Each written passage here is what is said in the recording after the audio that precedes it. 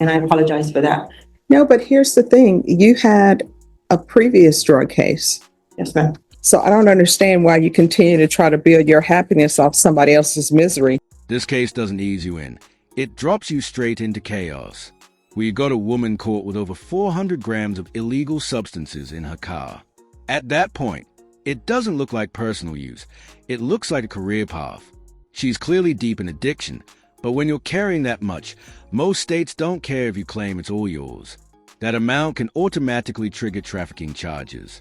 Honestly, this isn't just bad judgment. It's a head-on crash with reality. Do you think addiction really explains behavior like this? Or is it just another excuse criminals hide behind? Let's get into it. State versus Samantha Venegas. Could I have parties announced? Jason Garrett, from the State, Your Honor. Denny Callahan, defense. And are you Miss Venegas? Yes, ma'am. You entered a plea to count 2 on March 26. You entered a plea of no contest. According to your plea bargaining agreement, punishment is to be assessed at a cap of 15 years in the prison. There's a $2,000 fine. State opposes your application for community supervision and deferred adjudication. They're taking in consideration 2024 CR 008054. Have both parties had a chance to review the PSI report and TAP evaluation? Yes, Your Honor. Yes, Your Honor. Any objections, state or defense? No, Your Honor. Any witnesses, state? State. Defense, any witnesses? Only allocution in writing from the defendant. All right. Any objections to the court reviewing the defendant's writing? No, Your Honor, the state is actually reviewed. No objection. All right. The court will hear argument.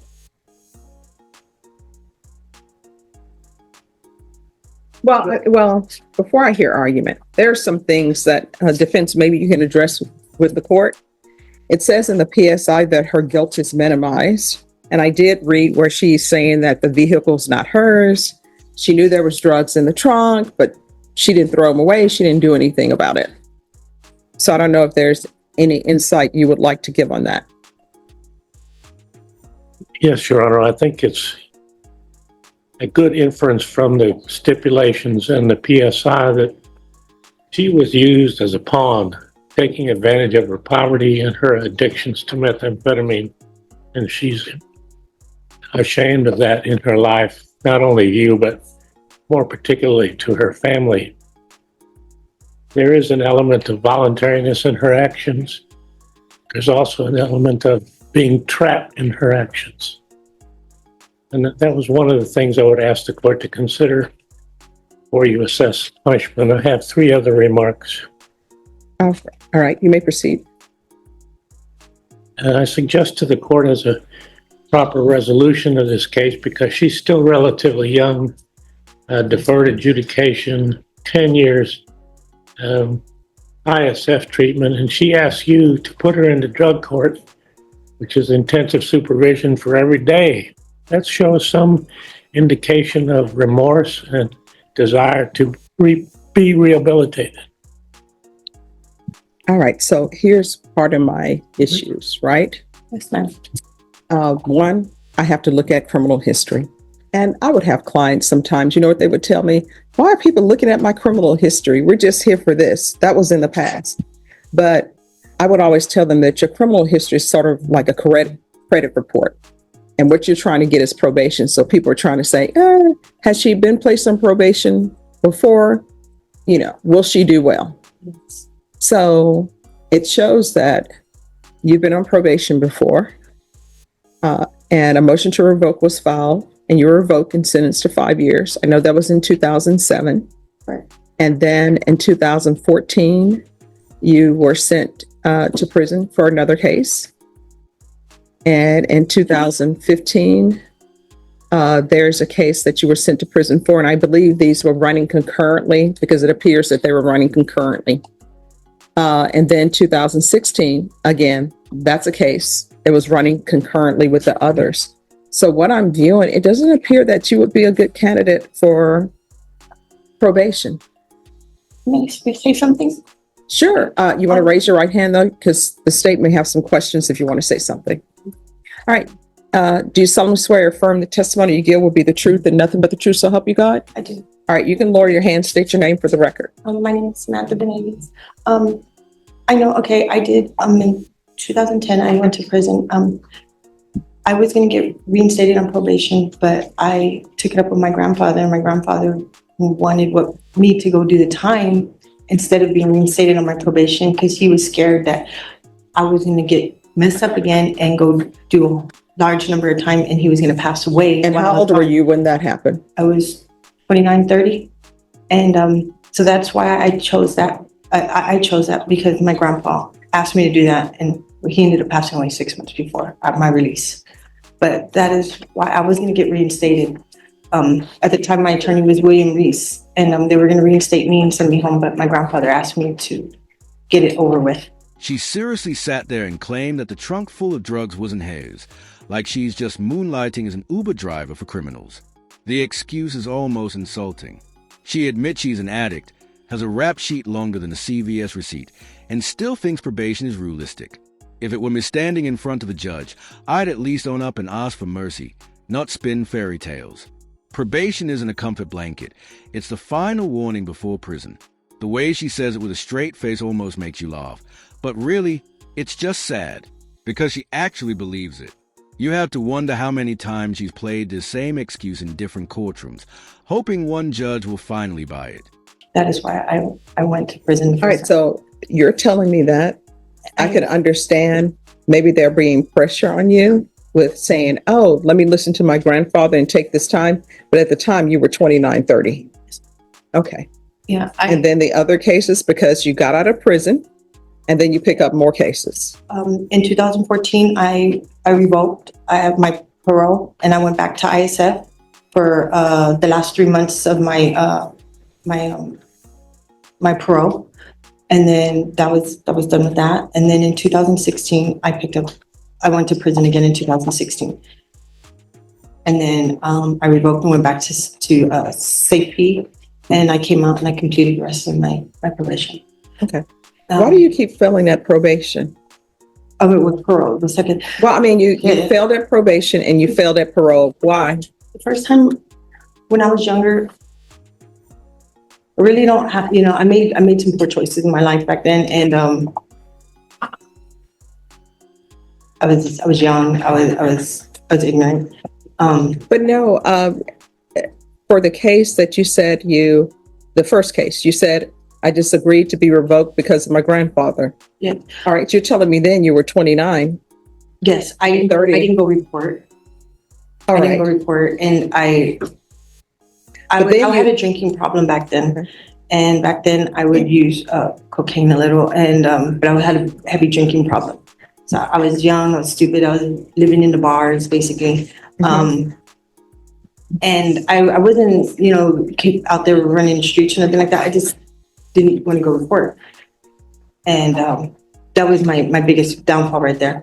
If I would have just went and reported and went and taken a UA, everything would have been okay. My life would have been a little bit, different.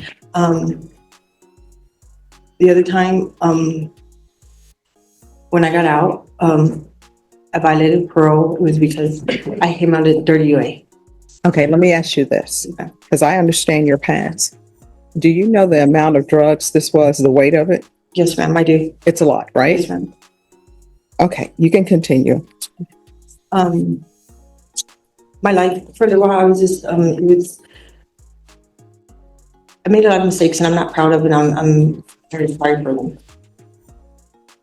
If I could take them all back, I would. Now that I'm older, now that I see things differently, and trust me, this opened my eyes. I was doing a lot,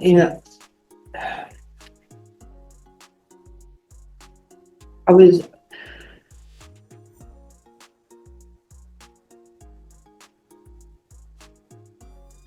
was just trying to, this last offense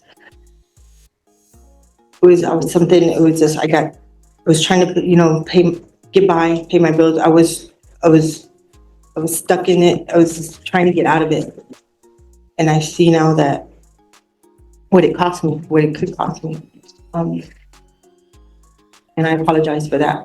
No, but here's the thing. You had a previous drug case. Yes, ma'am. So I don't understand why you continue to try to build your happiness off somebody else's misery. So that's basically what you're doing. You're taking a shortcut and you're building your happiness off somebody else's misery. Addiction and can't stop. And there you are for money. Correct, you're right. All right, State, do you have any questions? Just facts in this case. Okay. Mr. Vegas, on this case, you stated that the drugs weren't yours or the drugs were somebody else's. It wasn't mine, it was in the vehicle. All right, could you speak up, please? It wasn't mine, it was in the vehicle, but I was aware that it was in it, and I should have gotten rid of it. So you're When I- aware when I that opened you had a it. key in your pocket that matched the lock to the box that the drugs were in, correct? Yes, correct. Okay, no further question, Your Honor. Nothing further. I have one other point, Your Honor. Yes. She has family support and was unable to get finalized letters into your hand indicating that support. That's all, Your Honor. All right. Ms. Venegas, Yes, ma'am. the amount of drugs in this case Yes, ma'am. is, let me see, over 400 grams. Yes, ma'am. And from what I read in the police report, and this whole thing about the being in your boyfriend's car and you don't know, you were in your boyfriend's car and you should have got rid of them, but you didn't. It doesn't ring true based upon what I read in the police report, because according to the police report, you're known as a, that's what it says in the police report, and that's what was stipulated to. I don't think you're a good candidate for probation. The court is going to find you guilty. The court will sentence you to 15 years in the prison. There's a $2,000 fine. Time and money will run concurrently. The court will take in consideration 2024 CR 008054. I'll suggest the therapeutic community. Did you review the document entitled Trial Court Certification of Defendant's Rights to Appeal with your attorney? Did you understand it? Yes, ma'am. And did you sign it? Yes, ma'am. All right, because this is a plea bargain agreement, because I followed your plea bargain agreement, because you waive your right to appeal, you do not have the court's permission to appeal. Excuse me. Thank you. Because this is a felony conviction, you're not allowed to own or possess any weapons or ammunition. If you have a question over what a weapon or ammunition is, you'll need to speak to an attorney. Do you understand? The funniest part is her attorney trying to paint her as a victim when she's already been to prison twice. At that point, it's not bad luck. It's a lifestyle choice. If she truly wanted to change, we wouldn't even be here. You can't be decades into the system and still use the "I was young and stupid" line. And here's the kicker. 15 years as a plea deal means she was probably facing way more than that.